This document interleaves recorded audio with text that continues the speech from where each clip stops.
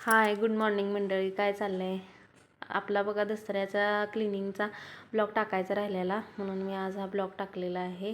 किचनची साफसफाई झालेली होती माझी आधीच. मग दुसऱ्या दिवशी संडेलाही मी इथं स्वयंपाक माझा आवरलेला आहे. भाजी फक्त करायची राहिलेली. भांडी बिंडी मी धुवून घेतलेली. त्या दिवशी थोडा पाऊस होता, त्यामुळे मी काही जास्त शूट घेतलेलं नाही आहे.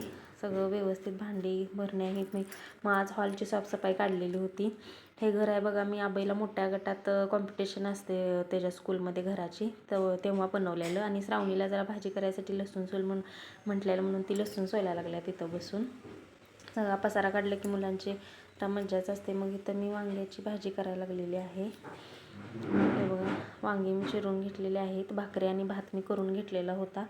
आणि मग तिनं लसूण सोलल्यावर थोडा मसाला पटकन अशी मी वांग्याची रेसिपी करून घेणार आहे, कारण माझं अजून काम सगळं हॉल हे साफसफाई करायचं. आणि आज ऊन पण पडलेलं, त्यामुळे मी सगळी मोठी कपडे पण धुवून टाकलेली होती मी. त्यामुळे मिक्सरनं हा मसाला बारीक केला. आणि आमच्या इकडं वांग्यात जास्त कारळ्याचं कूट, तुम्हाला माहीतच असेल, कारळ्याचं कूट वापरतात. तर बघा, ही कारळ्याचा मी तांबडं तिखट घालून चटणी मी करूनच ठेवते. वांगं हे काय असली की त्याची भाजी छान होते. ते घातलं बघा. आणि वांग्यामध्ये मी काही मसाला भरलेला नव्हता, डायरेक्ट मी मसाल्यातच वांगी मी टाकून घेतलेली आहे डायरेक्ट. मुलं कसं सारच खातात, त्यामुळे जास्त वांगं खात नाही, त्यामुळे मी 2-3च वांगी कट केलेली होते व वरून कोथिंबीर घातली. व तेवढंच, जास्त पातळ पण नाही आणि जास्त सुक्कं पण नाही, असं वांगं करून घेतलं. नंतर बघा, मी तर ज्वारी, आमच्या घरची ज्वारी ऊन आज पडलेलं, त्यामुळे मी सगळं उशा घरातलं काय असेल ते सगळं उन्हाला लावलेलं होतं. पडदे, मोठी कपडे, एकच दिवस ऊन पडलेलं होतं, त्याचा सगळा मी दिवसभर फायदा करून घेतलेला होता. सगळं पूर्ण मी दिवसभर 2-3दा मी कपडे धुतलेले होते. आणि हे बघा, संध्याकाळी असा हॉल मी आवरलेला आहे. सगळं स्वच्छ पुसून, पडदे वगैरे, दाराचा पडदा फक्त धुवायचा राहिलेला आहे. फक्त म्हटलं दुसऱ्या दिवशी इकडं धुवायला तुम्ही. बघा, दुसऱ्या दिवशी आता अमावस्या होती. मी देवपूजा पण माझी झालेली आहे. दुसऱ्या दिवशी पण ऊन मस्त छान पडलेलं होतं. खुर्च्या तेवढ्या राहिलेल्या, वरनं झाडून घेताना खुर्च्यावर फार धुळा पडलेला होता, त्यामुळे खुर्च्या पण स्वच्छ मी धुवून घासून ठेवलेल्या आहेत. हा दाराचा पडदा, मुलांच्या स्कूल बॅग सगळं मी धुवून लावलेलं आहे.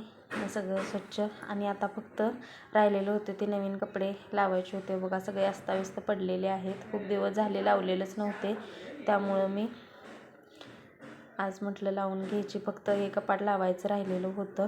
बघा, माझ्या साड्या बिड्या सगळ्या, खूप दिवस झालं गावाला 2-3दा जाणं येणं झालं, पण लावायचं काही झालंच नव्हतं. म्हटलं आता कपाट लावल्यावरच. आणि हे बघा, मी भरण्या घेतलेल्या आहेत मिशोवरून. चटणी, मीठ आणि शेंगदाण्याचं कूट ठेवायला ह्या भरण्या मी आत्ता दसऱ्यासाठीच घेतलेल्या आहेत. 100 रुपयाला 3 अशा मिळालेल्या आहेत.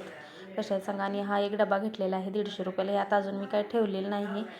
मेकअपचं सामान पण माझं 2 डबे आहेत. मग नंतर काय एक्स्ट्रा सामान असले की ते ठेवायसाठी हा डबा एक मी घेतलेला आहे. नंतर सगळ्या साड्या ठेवून घेतल्या. ह्या पिकोफॉल करायच्या साड्या मी साईडला ठेवलेल्या, त्या मी पिकोफॉल पण करते, त्यामुळे दुसऱ्यांच्या गिऱ्हाईकांच्या साड्या करता करता माझ्या साड्या राहूनच जातात. आता मी दिवाळीच्या आधी ह्या साड्या करायला, म्हणून ह्या साड्या मी दुसऱ्या साडीत, हे बघा, गिऱ्हाईकाच्या साड्या. नंतर मग मी सगळं आवरून 2 साड्या पिकोफॉल करायच्या होत्या, त्या साड्या लावून घेतल्या. आणि एक ह्याचा कूलरचा हे शिवायला आला होता, तो शिवला. कसा वाटला ब्लॉग